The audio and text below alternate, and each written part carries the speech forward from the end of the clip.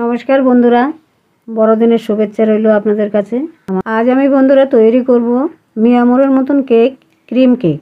Cream cake তৈরি করব একদম মিয়ামোরের মতন, ঘরে বসেই আপনারা তৈরি করতে পারবেন। চলুন বন্ধুরা, কেকটা শুরু করা যাক। শুরু থেকে শেষ পর্যন্ত দেখবে বন্ধুরা। আমি দোকান থেকে কিনে নিয়ে আসলাম এই প্রিমিক্স ভ্যানিলা ফ্লেভারের। এই প্রিমিক্সটা একদম নিরামিষ, কোনো আমিষের কোনো ইসে নাই, ডিম বা কিছু নেই। একদম ওই কেকটা তৈরি করব নিরামিষ। এখন আমি এই প্রিমিক্সটা কেটে আমি ওই একটা মাপ নিয়েছি 150 গ্রাম। ওটা নিয়ে আমি 150 গ্রাম প্রিমিক্স নিয়ে নিলাম। নিয়ে একটা ছাঁকনিতে আমি একটু চেলে নেব। অনেক সময় গুঁড়ো গুঁড়ো থাকে, ফেলে দিতে হবে। ওর মধ্যে দেখুন আমি দিয়ে দিলাম 1 হাতা রিফাইন তেল। রিফাইন তেলটা দিয়ে আমি ভালো করে প্রিমিক্সটা মিক্স করে নেব। ভালো করে ঘুরিয়ে ঘুরিয়ে ঘুরিয়ে ঘুরিয়ে আমি মিক্স করে নেব। এবার অল্প অল্প অল্প অল্প পরিমাণ মতন একটু একটু করে জল দিয়ে আমি ঘুরিয়ে মেখে নেব। থেমে থেমে জল দিতে হবে, যতটা পরিমাণ লাগে ততটা দিয়ে অল্প অল্প দিয়ে গুলতে হবে। একভাবে ঘোরাতে হবে। ভর্তি করে নিয়েছিলাম, হাফ দিয়েছি জল। দেখুন হাফ জলেই আমার পুরো প্রিমিক্সটা মাখা হয়ে গেছে।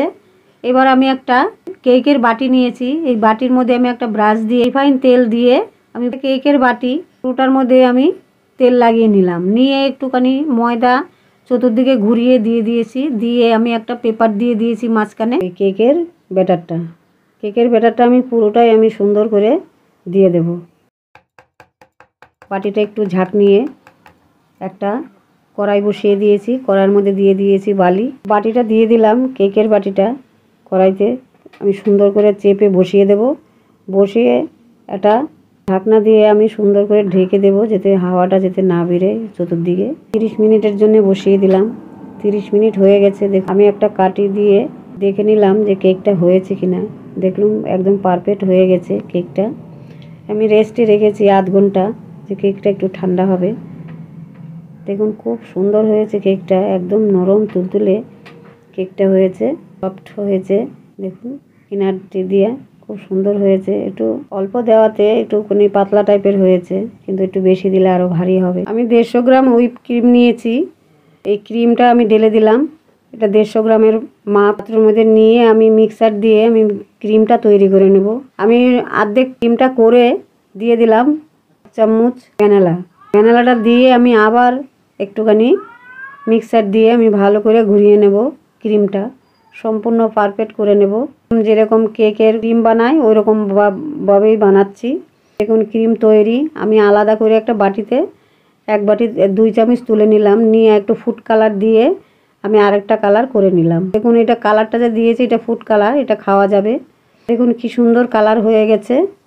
ওটা আমি এবার চলে এসেছি কেকের সামনে। আমি একটা সুতো দিয়ে কেকটা 2 টুকরো করে নেব, 2 ফালি করে নেব। এটা একদম 2 ঘন্টা রেখে দিতে হবে। কেকটা গরম কাটা যায় না, গরম কাটলে ফেটে যেতে পারে অনেক সময়। দেখুন কি সফট হয়েছে। আমি 2 টুকরা করেছি। অনেকেই কেকে 3 টুকরা করে, আমি 2টোই করেছি যেহেতু কেকটা আমার হালকা হয়েছে। আমি নিয়ে নিয়েছি একটা কেকের ট্রে, একটা নিয়ে নিয়েছি। ট্রেটা আমি ভালো করে চেপে বসিয়ে দিলাম। তার মধ্যে দিয়ে দিলাম একটুখানি ক্রিম লাগিয়ে, কারণ যেহেতু কেকটা যাতে বসে, যাতে না নড়ে, সেভাবে কেকটা আমার তৈরি করতে হবে। ক্রিমটা দিয়ে আমি কেক বসিয়ে দেব, একদম পারফেক্টভাবে বসাবো। এখন বসানো হয়ে গেছে। তার মধ্যে একটুখানি আমি চিনির জল করে রেখেছি, সুগার দিয়ে দেব, সুগারের জল। আমি সম্পূর্ণ ব্রাশ দিয়ে আমি সুগার লাগিয়ে দিলাম কেকে। লাগিয়ে দিয়ে দিলাম সেই ক্রিম। ওই ক্রিমটা আমি সম্পূর্ণ লাগিয়ে নেব কেকটার উপরে। দেখুন লাগানো হয়ে গেছে। এভাবেই লাগিয়ে তার উপরে আমি কিনারটা একটুখানি পরিষ্কার করে ঘুরিয়ে নেব। ঘুরিয়ে তারপরে আর একটা ভাগ আমি দিয়ে দেব। দেখুন দেওয়া হয়ে গেছে।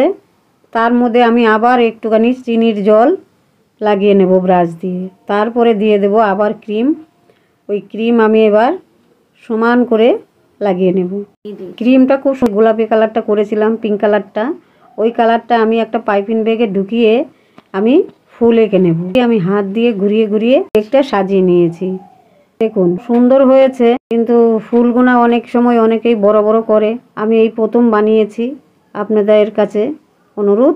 কিন্তু অসাধারণ টেস্টি হয়েছিল, সুন্দর হয়েছিল। এবার দিয়ে দিলাম আমি একটু এই চকলেটটা গুলেছি, গুলে আমি একটুখানি সুন্দর করে আর একটু দিয়ে দিলাম, সাদাটার মধ্যে ফুটবে বলে। দেখুন বন্ধুরা, ভালো হয়েছে কেকটা। আমার কাছে তো ভালো লাগছে, কিন্তু আপনাদের কাছে কেমন লাগছে কমেন্টে জানাবেন। আর দেখুন, অনেক কষ্ট করে কেকটা বানিয়েছি। আপনারা অবশ্যই আমাকে সাপোর্ট করবেন। লাইক, শেয়ার, সাবস্ক্রাইব করে পাশে থাকা বেল আইকন প্রেস করে দেন। নমস্কার, আবার আসবো, পাশে থাকবেন আমার।